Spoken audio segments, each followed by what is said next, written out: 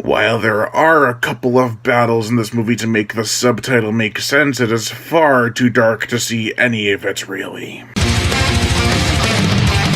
Welcome to the horror show! You realize there is nowhere to run! You know game to fight! Paranoia is getting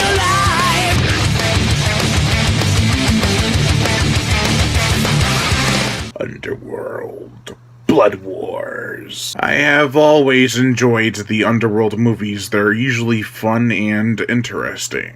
Does this one stack up to the previous three? Not including part 4? Let's find out. The plot. Celine has been running from the vampires and lycans, werewolves, for a long while now. After her latest run-in with both creatures of the night, she meets up with David, played by Theo James from Underworld Awakening. Together they are invited to a sanctuary. However, unbeknownst to the council, a double cross has occurred. Samira, played by Laura Pulver from Edge of Tomorrow, you know, the Marine chick, not Emily Blunt, now has everyone working against Celine, so our heroine must travel to the Arctic tundra to find sanctuary somewhere else. Be gone with you! There she will learn of powers that even a warrior of her renown has never known. By the way, this is a different day. I shaved since then, and, some editing problems came up and I had to restart some of this video, so let's start off from here. I personally loved the first 3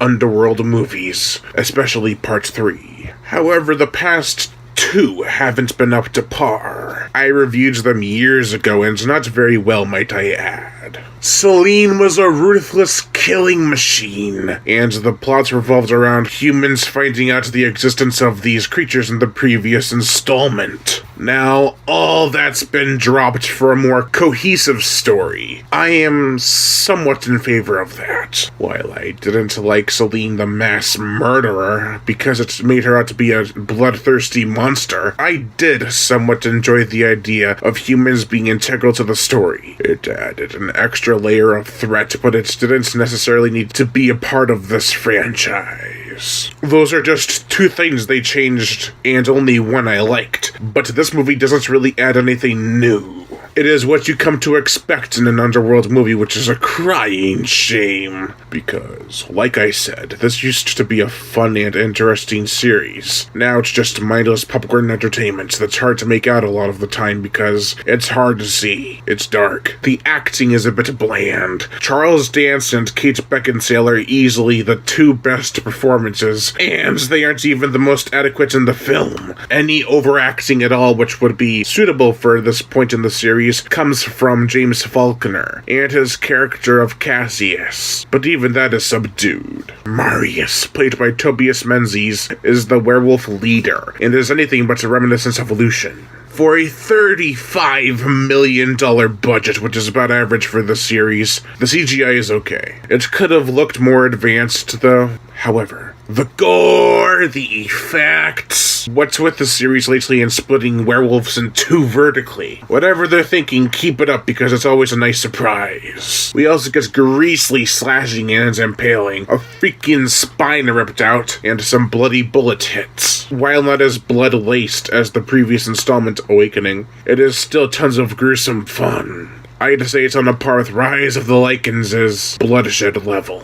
The musical score, Michael Wandmacher, I am a bit disappointed. While I loved movies with your composing such as Piranha 3D, I must say this is a bit weak. It's just generic action and adventure music, nothing memorable at all. This is a small step in the right direction, but this installment is nothing more than a retry that dismisses some terrible elements of the previous installment while being bland filler. There are some decent effects, gore, and action sequences, but I don't think this will be a contender for the best in the franchise at all. Oh yeah, before I forget, what's with the supernatural aspect in this film? In a series that wanted to be grounded in reality, and science taking in step to the otherworldly actions is mostly just cool-looking stuff to sell in the trailer. Overall, I give Underworld Blood Wars a 1.5 out of 5. Do you know what's the worst thing about this case? This also goes for the other posters. There are no lycans anywhere to be seen. That's bullcrap. Lion Brian Gatto, host of Horror Show Entertainment. Make sure to like my Facebook page in the description below to leave comments and subscribe.